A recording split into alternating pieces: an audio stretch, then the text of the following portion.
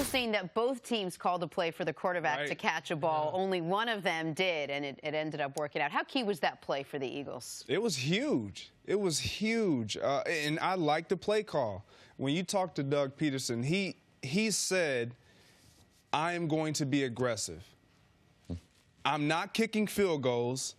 I'm going for touchdowns. But he actually meant it. And he meant it. Yep. I was talking to Alex Smith. A lot of guys in town talking to Alex Smith the night before. And no, actually it was Friday night. No, it was the night before. All good. And he was talking about not being aggressive.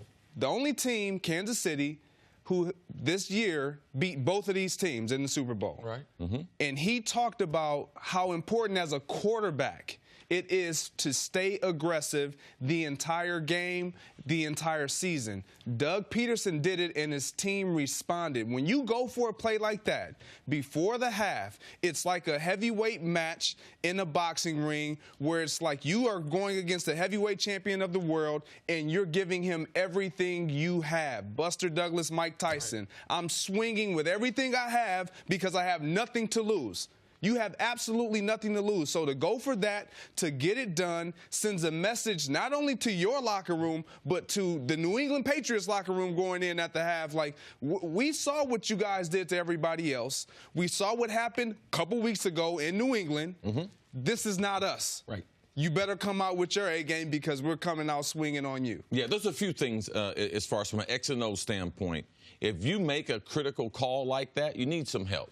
Right, you need some help. What do I mean by that? You need the defense to be in the right call. If the Eagles had, the Patriots had been in a zone coverage, but they knew on fourth down, they liked the pressure, especially inside the red zone and especially inside the 5-yard line. You know the last time New England was in a situation like this? Malcolm Butler intercepted that ball. Oh, yeah. All right? So you know that they're going to be in 0 or 1 coverage. So you know that no one's going to guard the quarterback. So not only the timing, execution, listen to the quarterback. Even when I went in motion, the defensive end or outside linebacker was wider than even I thought. Now, as a quarterback, anytime you hand the ball off, either RPO or anything else, you have to either play dead. If not, you're an active player, and they will hit you. So you have to be a great actor.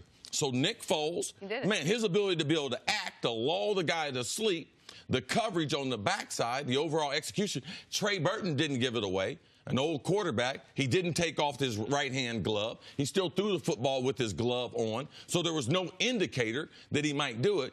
The one thing that I saw in this game, not only the aggressiveness of Doug Peterson, but he utilized his roster top to bottom more than Bill Belichick. Something Belichick does with Corey Clement. Big-time role in this game. Trey Burton making that play right there. Big-time plays by guys on his roster that we did not even mention in the 2 weeks of preparation. Listen, that was, to answer the question, how key was this? Well, it was one of, after the Brandon Graham strip sack, maybe the single biggest individual play of the game. How gutsy was it? It, to me, might be the gutsiest play I've ever seen in a Super Bowl. Sean Payton's surprise onside kick to start the half was, to me, the top of that list. Whoa. This is because it was twofold. It was, one was just going for it on fourth down. You keep in mind the situation. They were leading. They had led the whole half. They were, in that moment, it was 15-12 Philly.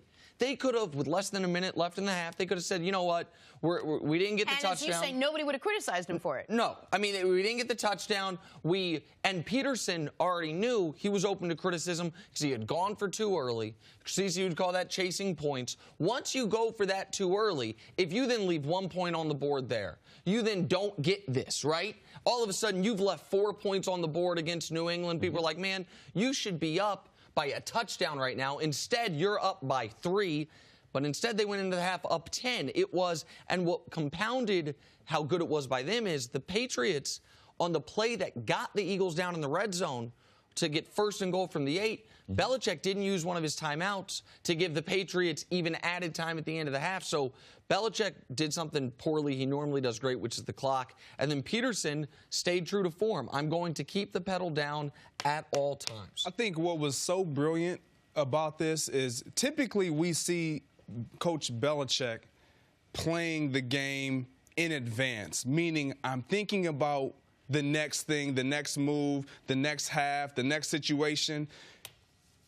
Peterson had to be thinking, the Pats get the ball in the second half. Yep. My defense isn't playing stout. They typically come out in the third quarter with the possession, and they put the ball in the end zone. Yes. He understood that. So he knew a field goal is not enough. I need to make sure that we get this ball in the paint, get 6 points, hope that the extra point is made because we had some issues, and keep the pressure on the New England Patriots. So this was all coaching. I mean, you have to have things go right, but when you are able to make a call like this and your team responds, it lets you know, not only as a head coach, that my players can handle this, but that they want this. And that they're excited for this opportunity, and they did it. Yes, and it was followed up later on, before the half, by a stop. You know, so trick plays are nice. But if the defense don't get the stop before halftime, and if they don't get the stop at the end of the game, you still don't win the game. So it was an amazing call, but if the rest of the team doesn't come through with it, we're not reviewing this play. This is not a great call in the Super Bowl. It's just another play that we will soon forget. But they followed it up with other plays that made this even a bigger play. And this is where, you know me, when it comes to coaches, I'm big on expected points added, clock management, stuff like this. One of the reasons I was so glad to see, just from an analytical standpoint, Doug Peterson go for it on fourth down. Now, I didn't know he was going to do a reverse wide receiver pass, but to go for it is, you have to know there. If we go for it and don't get it, New England's backed up on the 1 with less than a minute remaining. They're not getting points before the half in that spot. But if we kick the field goal, and then all of a sudden we get 3, but then we kick off and give New England a chance to get 3 as well, like that's almost just as bad as getting 0 points to begin with. So you had so much to gain from going for it there, and the play call was unreal. And you can't miss out that they're going to have 2 possessions. They're going to get possession after that one, and they're getting possession after a very, very long halftime. Thanks for watching. Subscribe here to get the latest from the show. Also, be sure to check out more of the best clips from First Things First, or go watch a few segments from our other shows on FS1.